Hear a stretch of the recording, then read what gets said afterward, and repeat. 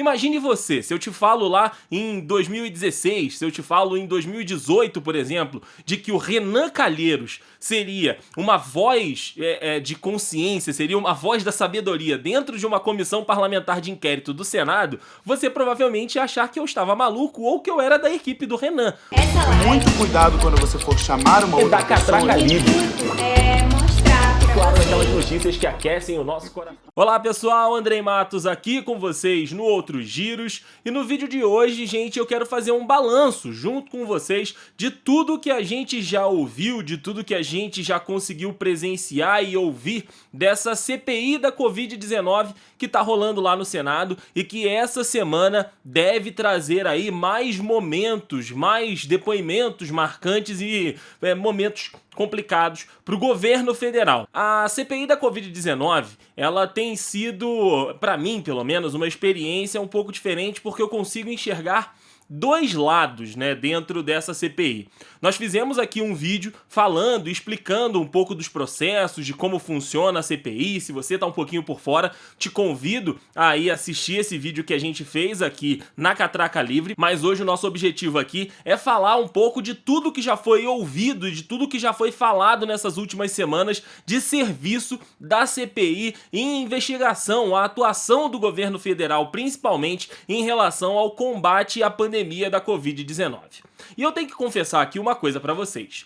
Às vezes é muito divertido assistir a CPI da Covid-19 porque os senadores e os depoentes, eles acabam se colocando em situações de saias justas tão grandes e vergonhas alheias tão grandes que vale a pena acompanhar todo esse processo que está sendo feito lá no Senado por essa comissão. Por outro lado, tem dias de que os depoimentos da CPI são tão chatos, mas são tão maçantes e não agregam em nada, tanto para a investigação quanto para a opinião pública, que olha, é difícil não ser atraído por qualquer outro estímulo que esteja na sua frente. Quando você está no computador assistindo essa CPI, qualquer notificação se torna mais interessante. Mas enfim, é só uma nota pessoal minha em relação a essa cobertura que eu tenho feito aqui pra Catraca e que eu tenho feito nesses vídeos, enfim, de melhores momentos, de comentários sobre a CPI da Covid-19.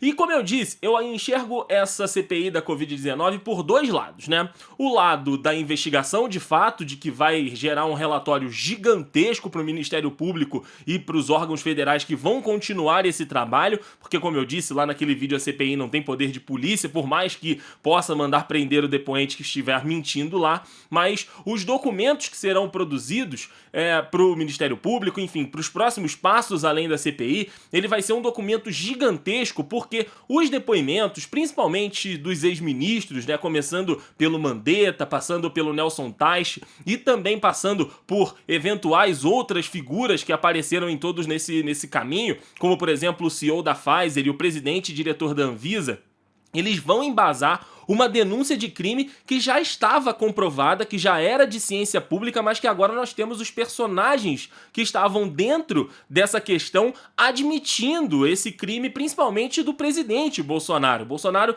já teve crimes nessa pandemia dissolvidos ali, esmiuçados nessa CPI, como por exemplo a mudança da bula da cloroquina, que foi falada pelo Mandetta, que foi confirmada pelo Teich e que também foi confirmada pelo presidente e diretor da Anvisa. Isso é um crime porque o remédio, né, a cloroquina, já foi comprovado cientificamente de que não tem eficácia contra a Covid e de que também é um risco, junto com outros medicamentos do kit Covid que é promovido por esse governo. Então, esse crime, ele já está provado, já vai para os documentos. Além, claro, dos crimes de omissão.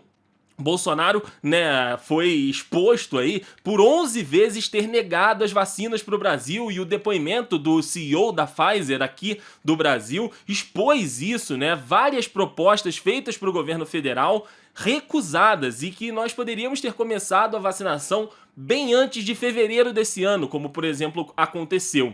Então esse lado da investigação, esse lado mais de fato técnico, como eles mesmos gostam de dizer lá na CPI, ou então de forma direta, vem servindo sim como um grande trabalho, vem servindo sim como um bom trabalho feito pela CPI. Mas também existe o outro lado, né? A CPI, além do cunho de investigação da atuação do governo federal na pandemia, ela se mostra muito também política. Claro, nós estamos às portas da eleição de 2022, do começo do desenho político de 2022, das eleições para governador, para presidente, senador. Então alguns nomes, né, acabam chamando atenção mais do que outros e tentando uma participação um pouco maior, porque imagine você, se eu te falo lá em 2016, se eu te falo em 2018, por exemplo, de que o Renan Calheiros seria uma voz de consciência, seria uma voz da sabedoria dentro de uma comissão parlamentar de inquérito do Senado,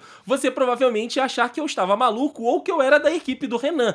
Mas hoje é isso que vem se provando, e o capital político que ele vem colhendo em cima disso, principalmente nos últimos dias, nesse embate que ele começou a traçar com a família Bolsonaro, isso é o lado político dessa CPI, que vai servindo também para minar as forças do governo, como, por exemplo, o depoimento do Fábio Weingarten, que era ex-secretário de comunicação do Bolsonaro e que quase teve o pedido de prisão, né, pedido dentro da CPI. Na realidade, o Renan acabou até fazendo mesmo o pedido, o presidente Omar Aziz, que acabou dizendo que não seria o carcereiro ali. E essa semana, né, esses dois lados da CPI podem ganhar novos capítulos importantes. Isso porque nós teremos depoimentos muito importantes e o maior deles, por exemplo, é o do ex-ministro do pior momento, né, do Brasil, enfrentando ali o pior momento do Brasil na pandemia à sua época, que é o Eduardo Pazuello, que já garantiu no STF o direito de ficar em silêncio para não criar provas contra si mesmo, mas terá de falar de terceiros. Então os senadores provavelmente devem tentar entrar por essa via para falar com o Pazuello para que ele esclareça a atuação dele